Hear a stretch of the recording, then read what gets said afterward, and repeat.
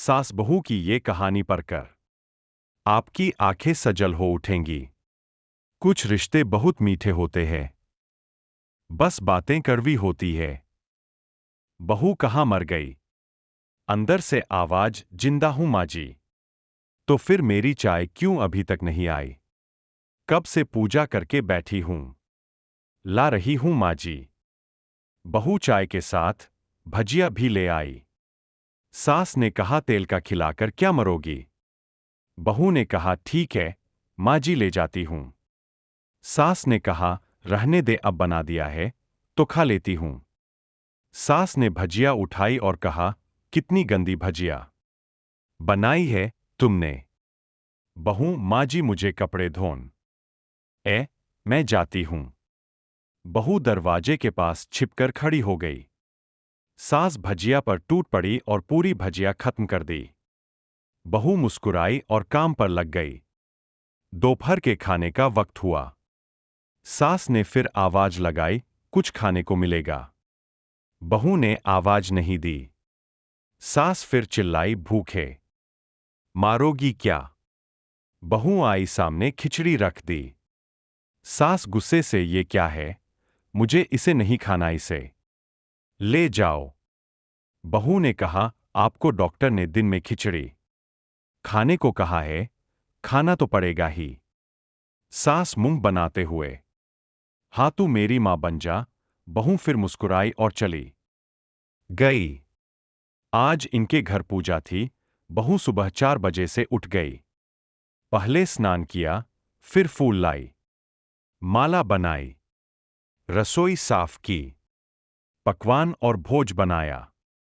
सुबह के 10 बज गए।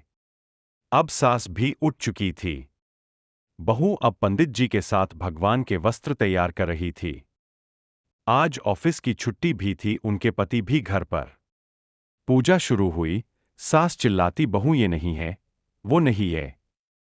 बहू दौड़ी दौड़ी आती और सब करती। अब दोपहर के 3 बज गए थे। आरती की तैयारी चल रही थी। पंडित जी ने सबको आरती के लिए बुलाया और सबके हाथों में थाली दी। जैसे ही बहू ने थाली पकड़ी, थाली हाथों से गिर पड़ी। शायद भोज बनाते हुए बहू के हाथों में तेल लगा था, जिसे वो पोंछना भूल गई थी। सारे लोग तरह की बातें करने लगे।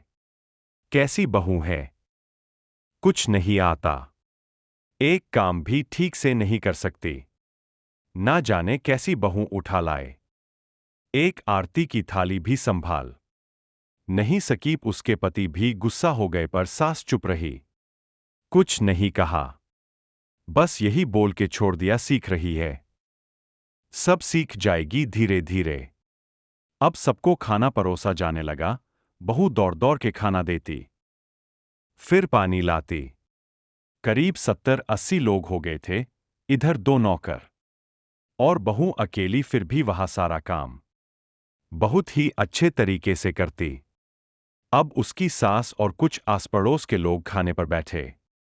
बहू ने खाना परोसना शुरू किया। सबको खाना दे दिया गया। जैसे ही पहला निवाला सास ने खाया, तुमने नमक ठीक नहीं डाला क्या? एक काम ठीक से नहीं करती, पता नहीं मेरे बाद कैसे ये घर संभालेगी। आस पड़ोस वालों को तो जानते ही हो ना साहब, वो बस बहाना ढूंढते हैं नुक्स निकालने का। फिर वो सब शुरू हो गए, ऐसा खाना है, ऐसी बहू है, ये वो वगैरह वगैरह। दिन का खाना हो चुका था। अब बहू बर्तन साफ करने नौकरों के साथ लग गई। रात में जगराता का कार्यक्रम रखा गया था। बहू ने भी 1-2 गीत गाने के लिए स्टेज पर चढ़ी। सास जोर से चिल्लाई, मेरी नाक मत कटा देना, गाना नहीं आता तो मत गा, वापस आ जा। बहू मुस्कुराई और गाने लगी। सबने उसके गाने की तारीफ की, पर सास मुंह फुलाते हुए बोली, इससे अच्छा तो मैं गाती थी जवानी में, तुझे तो कुछ भी नहीं आता। बहू मुस्कुराई और चली गई। अब रात का खाना खिलाया जा रहा था। उसके पति के ऑफिस के दोस्त साइड में ही ड्रिंक करने लगे। उसका पति चिल्लाता, थोड़ा बर्फ लाओ। तो सास चिल्लाती, यहां दाल नहीं है। फिर चिल्लाता, कोल्ड ड्रिंक नहीं है, पापड़ ले आओ। इधर उधर आखिरी में उसके पति की शराब गिर पड़ी उसके एक दोस्त पर और बोलत टूट गई।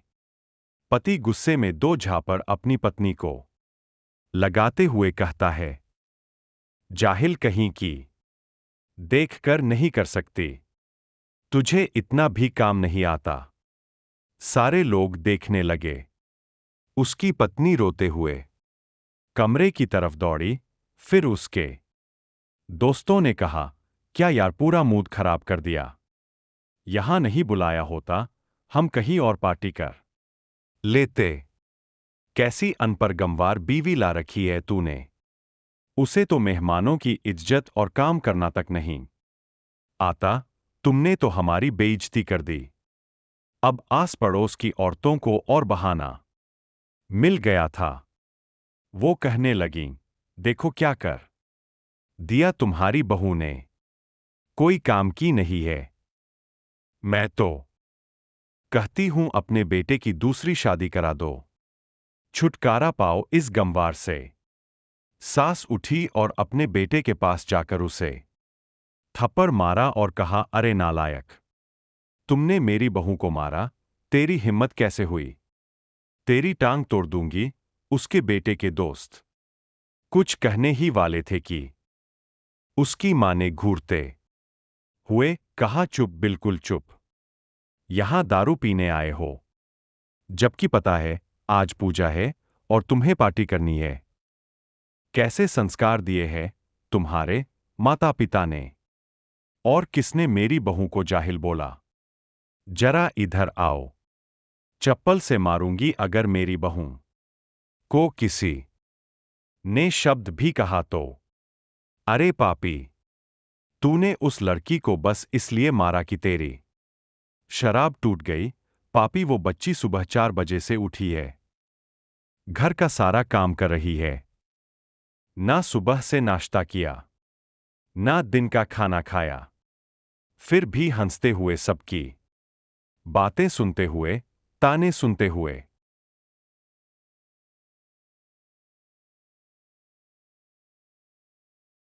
घर के काम में लगी रही।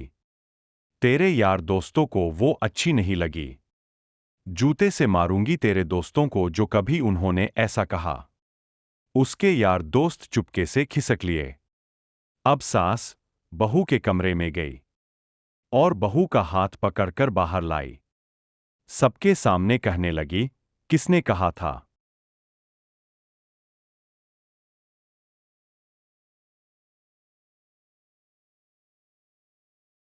अपनी बहू को घर से निकाल के दूसरी बहू ले आना। जरा सामने आओ। कोई सामने नहीं आया। फिर सास ने कहा, तुम जानते भी क्या हो इस लड़की के बारे में। ये मेरी मां भी है, बेटी भी। मां इसलिए मुझे गलत काम करने पर डांटती है, और बेटी इसलिए कभी कभी मेरी दिल की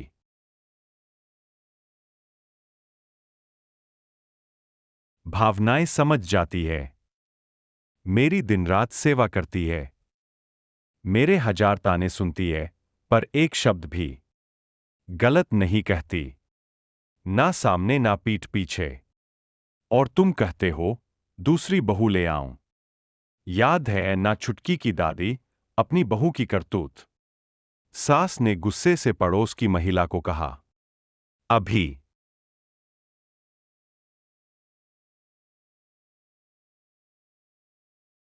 पिछले हफ्ते ही तुम्हें मियां बीवी भूखे छोड़ घूमने चले गए थे। मेरी इसी बहू ने 7 दिनों तक तुम्हारे घर पर खाना पानी, यहां तक कि तुम्हारे पैर दबाने जाती थी, और तुम इसे जाहिल बोलती हो। जाहिल तो तुम सब हो जो कोयले और हीरे में फर्क नहीं जानते। अगर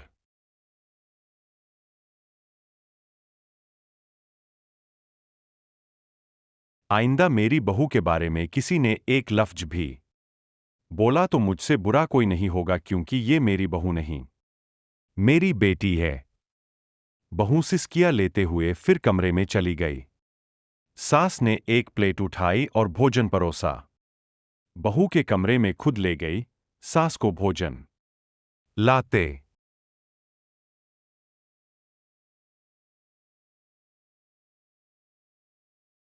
देखा तो बहू ने कहा, अरे माँ जी, आप क्या कर रही हो, मैं खुद ले लेती।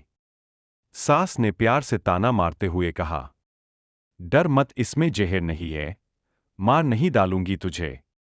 तुझे नई सास चाहिए होगी, पर मुझे अभी भी तू ही मेरे घर की बहू चाहिए। बहू ने अपनी सास को रोते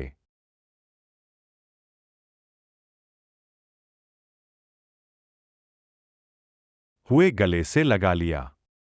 सास भी रो दी पहली बार और कहा, चल खाना खा ले। फिर मजाक करते हुए कहा, फिर मेरे पैर दबाने चले आना। और ये ख्याल मन में मत लाना कि सास पैर बोलती है। किसी दिन मैं इसका गला दबा दूंगी, क्योंकि कभी मैं भी यही सोचती थी।